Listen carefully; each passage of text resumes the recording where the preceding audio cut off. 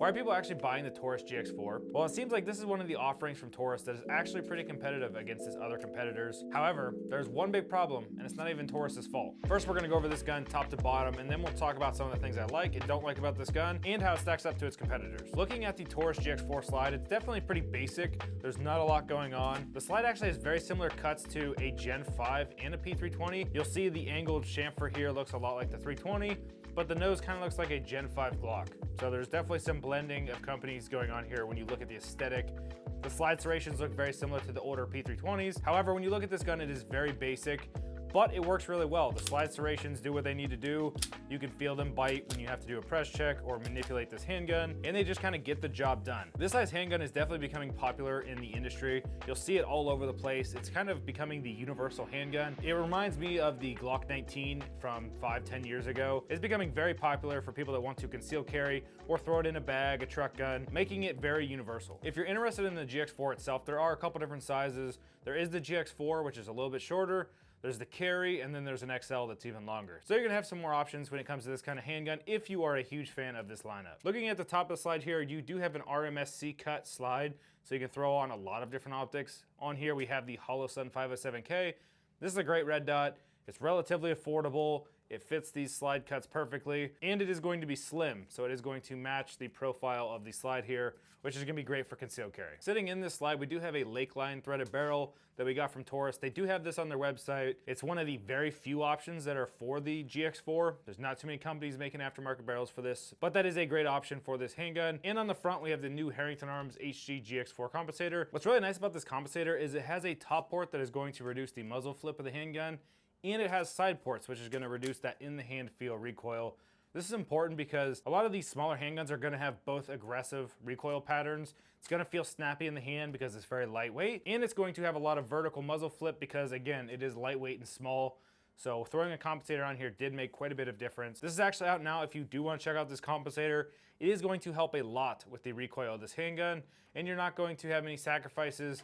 Gun still ran great, you're gonna have the reliability, and you're gonna get all the benefits that a compensator has for your new Taurus GX4. Moving our way down into the frame, the ergonomics are definitely interesting on this build. There are not too many handguns that have this big of a palm swell. It's very aggressive biting into your hand. You can definitely feel it when you point the handgun. At first, dry firing this gun, I wasn't a huge fan. It felt very awkward. It was very sharp into the palm of your hand. But after shooting it, I found that it actually does a really great job reducing some of that recoil. Both with and without the compensator, this gun shoots pretty flat. And I think a lot of it has to do with this palm swell. So this has been growing on me quite a bit. The grip texture on here is really good. It is like a fine grit sandpaper, which is gonna be great for concealed carry. It's not gonna be so aggressive that it's gonna hurt your stomach rubbing up against you, but aggressive enough that it actually is going to bite in your hand and give you a firm feeling grip when you are shooting this handgun. One thing I don't like about the ergonomics of this handgun is the beaver tail is nice and high, which makes it comfortable to hold, but the trigger feels like it's sitting a little low. My finger is riding right at the top of this trigger guard, forcing my finger down. So when I pull the trigger, I can feel my finger being forced down. It just makes me a little bit sluggish when shooting.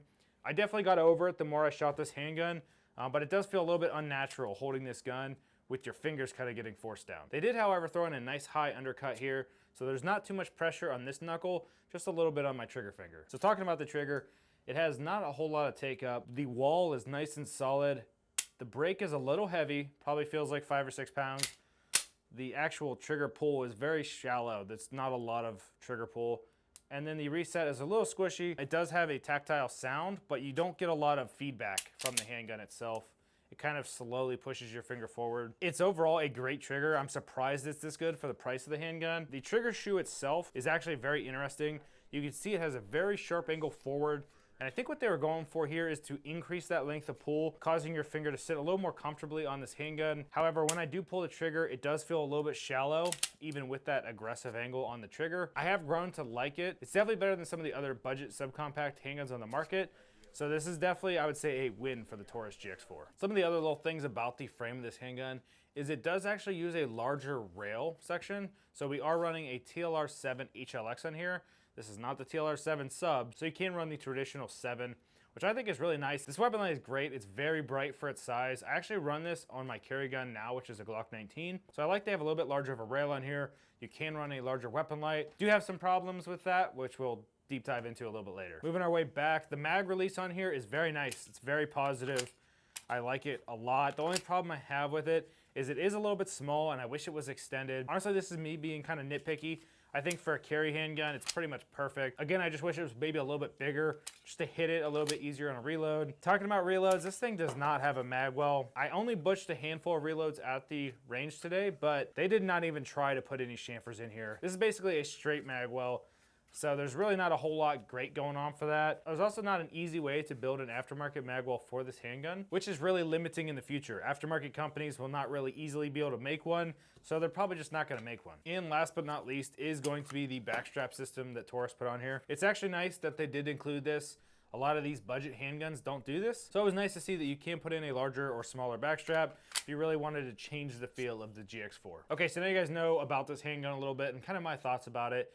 One of the great features about the GX4 is going to be the modularity. You can pull this gun apart and it has a similar FCU style system. Like the SIG P365 or the P320, you can pull this unit out and throw it in a different frame. With this modularity, you can throw it in frames like this Mischief Machine aluminum frame. This is going to add some weight to the build, making it shoot a little bit softer. You're also going to get a nicer, bigger mag release and a little bit more customization. You can throw in some different grip panels, make this gun feel a little bit different.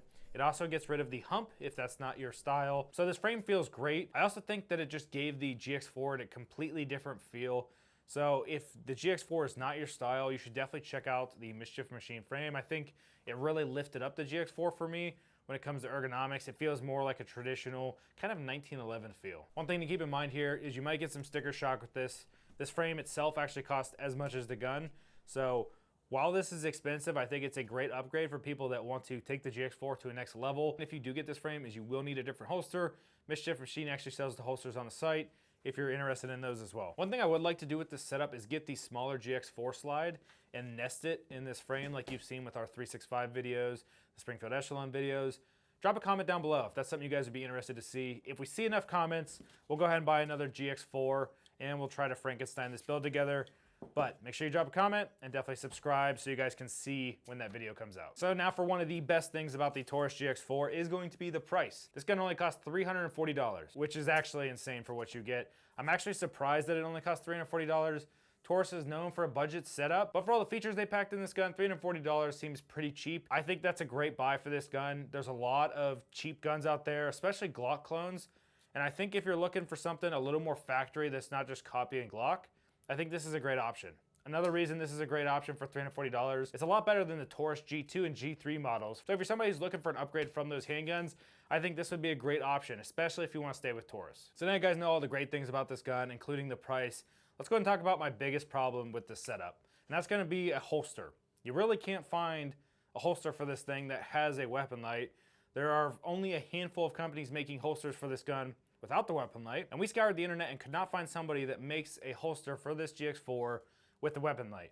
For me, this is a huge problem. I recommend that everybody runs a weapon light on their handgun because in a self-defense situation, you can't shoot what you can't see. And of course, there's the argument of somebody carrying off-body a standard flashlight, but if you have the ability to shoot with two hands on the gun, I think it's much better than trying to one hand shoot and carry a flashlight. This gun went from being a great little carry option to really not even being considered because I will not run a handgun without a weapon light. I do a lot of things when it's dark out. I go shopping, I go to the gym, I go a lot of places. So having a weapon light is going to be important, and I think it should be important to you too. So this is kind of one of the big problems I have with the Taurus GX4. And of course, it's not even their fault. I would like to see Taurus working with a couple of the holster manufacturers out there, like T-Rex Arms and Tier 1 Concealed, to offer a couple options for this gun. If you do really want to carry this handgun, another great option might be an off-body carry system. We have a Vertex kind of little bag here, and this fits in here. You can carry this around. I'm not a huge fan of off-body carry. I just don't like having a lot of stuff on me, and I can carry appendix easily, so this is not usually my go-to.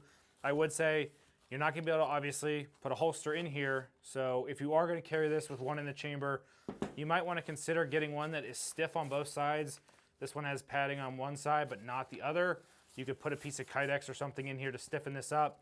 You don't want this sitting in here with one in the chamber and something hitting your bag and causing the gun to go off. So if you're gonna do it, be smart, set your bag up properly so the trigger can't go off. I always recommend keeping it in a Kydex holster protecting that trigger. If you guys don't have any other options, you can do this. If you're looking for more alternatives other than the Taurus GX4, I think there's a couple great options out there. If you're looking for price, I think the PSA micro dagger is a great option. It's very competitive to the Taurus GX4. But if you're looking for something a little bit more modular, I think the SIG P365 is gonna be a little bit better of an option. It's got a little bit more aftermarket support, a little more modularity. It's just going to be a lot more money. And of course, the Glock 43X is always going to be a great option. Certainly not as modular as the GX4 and not as cheap. But I think the Glock 43X is a very comparable option in size. And for what you get, I think that's a great handgun. And I think it's worth mentioning, if you do like the 43X over the GX4, Shield Arms is actually going to be coming out with a modular Glock 43X that we'd like to get our hands on. They showed it off at SHOT Show. I think it's a really cool setup. It's going to kind of combine the modularity that we've seen with the Taurus and the SIG P365 and the very awesome nature of the Glock 43X. So it's going to be kind of meshing both worlds. So definitely keep that in mind if you are interested in a modular handgun. Unfortunately, we just don't know the price yet. All of that being said, this gun still has its place. I think it's still a very solid handgun for the price. And of course, if you don't want to carry a weapon light, you can get a holster for it and carry it.